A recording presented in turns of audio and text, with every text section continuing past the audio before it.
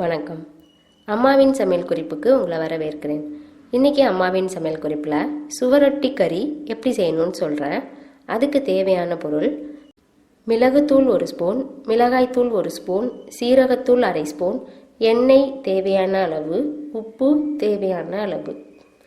இப்போ இதை எப்படி செய்யணுன்னா, ஃபஸ்ட்டு சுவரொட்டியை சின்ன சின்ன துண்டாக நறுக்கி நல்லா கழுவி வச்சுட்டு வானலியில் எண்ணெய் ஊற்றி அதில் நறுக்கி வச்சுருக்க சின்ன வெங்காயம், பச்சை மிளகாய் இது ரெண்டத்தையும் போட்டு நல்லா வதக்கிட்டு கழுவி வச்சுருக்க சுவரொட்டியையும் அதில் கொட்டி அதையும் நல்லா சுருளை வதக்கணும்.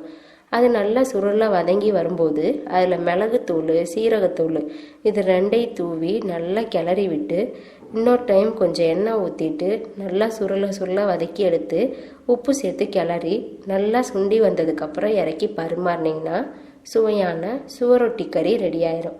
இந்த சுவரொட்டி கறியை நீங்கள் செஞ்சு பார்த்துட்டு எப்படி இருக்குன்னு எங்களுக்கு சொல்லுங்கள். தேங்க்யூ.